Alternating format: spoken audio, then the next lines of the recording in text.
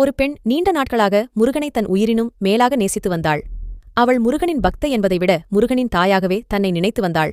விவரம் தெரிந்த நாட்களிலிருந்தே முருகனை மழலையாய் ரசித்த அவளால் வேறு எந்த ஒரு கடவுளையும் நாடி செல்ல அவள் மனம் ஏற்கவில்லை. ஒரே கடவுள் அவன் என் முருகன் என்று முருகன் மேல் பற்றுக் கொண்டவள்.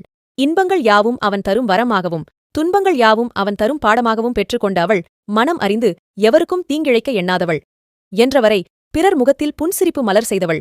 வாழ்க்கை புகுந்த பின்னரே வாழ்க்கையின் இன்னல்களை கடக்க ஆரம்பித்தாள்.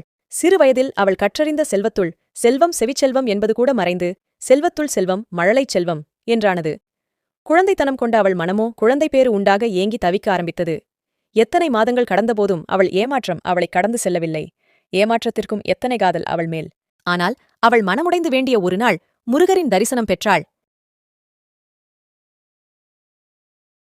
எனக்கேன் இத்தனை துன்பங்கள்? நீ என்னுடன் விளையாடும் திருவிளையாடலுக்கு முடிவில்லையா முருகா? மனதில் சுமந்த உன்னை என் கருவில் சுமக்க எனக்கு தகுதியில்லையா?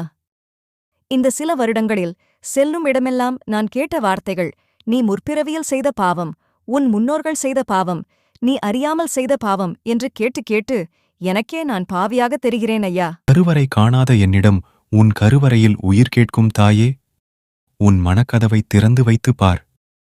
என்னைப் போன்று எத்தனை மழலைச் செல்வம் உன் இல்லம் வர ஏங்குகிறது என்று புரியும். என்ன பாவம் செய்தோம் என்றல்லவா சிந்திக்கிறாய்? என்ன புண்ணியம் செய்ய நீ பிறந்தாய் என்று ஏன் உணரவில்லை? நான் செய்யும் அனைத்திற்கும் காரணமிருக்கும் என்று நம்பும் நீயே இப்படி கேட்கலாமா தாயே? நீ கூறும் பாவ புண்ணியம் பற்றி நான் அறிய விரும்பவில்லை. நீ என் ஐயப்பாட்டிற்கு விளக்கம் கூறு. ஏன் இந்த ஓரவஞ்சனை? எதற்காக இந்த வேறுபாடு? பெண்ணாக இந்த பூமியில் படைத்துவிட்டு அந்த பெண்மைக்கு ஏன் தாய்மையை சான்றாக வைத்தாய்? நீ என்ன விடை கூறினாலும் என் மனம் ஏற்கியலாது. உன் தவறை ஒப்புக்கொள் முருகா. இந்த உலகில் உனக்களித்த ஒன்றை அடுத்தவர்க்கு கொடுக்காதபோது ஏன் இந்த பாகுபாடு என்று யாரும் கேட்பதில்லை. ஆனால் பிறரிடம் இருக்கும் ஒன்று தன்னிடம் இல்லை என்றவுடன் பாகுபாடு தெரிகிறது. என் தாய் இப்படி யோசிக்க காரணம், தனக்கென்று வருவதை வலி என்றும் பிறருக்கு வருவதை விதி என்றும் கூறி புண்படுத்தும் சமூகம்தான் அம்மா. அதில் என் தவறு என்ன தாயே? தாய்மை என்பது பெண்மையின் சான்றுதான் அம்மா. ஆனால் கருவறையில் சுமப்பதனால் மட்டும் தாய்மை உணர்வு வருவதில்லை. ஒரு பெண் தன் தந்தை, சகோதரன், கணவர் என பகிரும் அன்பு இயற்கையான தாய்மை உணர்வு கலந்ததே. அதை மனிதர்கள்தான் இன்னும் உணரவில்லை அம்மா. என் அறிவிற்கு எட்டவில்லை முருகா. என் இல்லம் வர ஏங்கும் மழலைச் செல்வத்தை வரவிடாமல் தடுப்பது என்ன?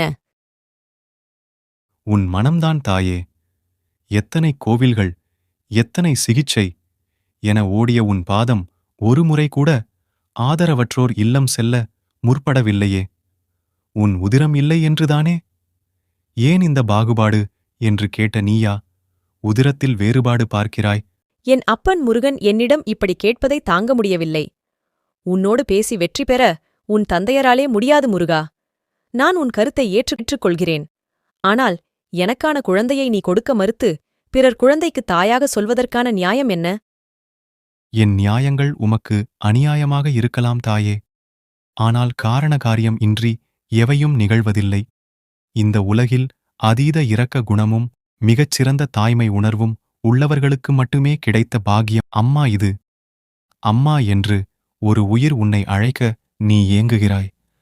அம்மா என்றழைக்க முடியாமல் பல குழந்தைகள் தவிக்கின்றன. அந்த குழந்தைகளுக்கு அன்னையை கொடுப்பதும் என் கடமைதானே தாயே? அதற்காகவே சுயநலமற்ற, பாகுபாடற்ற உன் போன்ற தாய்களை நான் நாடி நிற்கிறேன். உன் குரல் கேட்காமல் நான் இருக்கிறேன் என்று நீ நினைக்கிறாய். என் செயலை புரிய வைக்க நான் தவிக்கிறேன் அம்மா. நான் உன்னை சோதிக்கவில்லை. உன்னை சிறந்த தாயாக செதுக்குகிறேன் அம்மா. முருகா, உன் அருமை அறிந்த நானே உன்னை பழித்துவிட்டேன். என்னை மன்னித்துவிடு. நீ இந்த ஜென்மத்தில் எனக்காக கொடுத்த வரத்தை மனதார ஏற்றுக்கொள்கிறேன். இனி நானும் தாய் என்பதில் பெருமிதம் கொள்கிறேன். நன்றி முருகா. இந்த உலகில் பிறந்த அனைத்து பெண்களுக்கும் மகனாக நான் இருக்கிறேன்.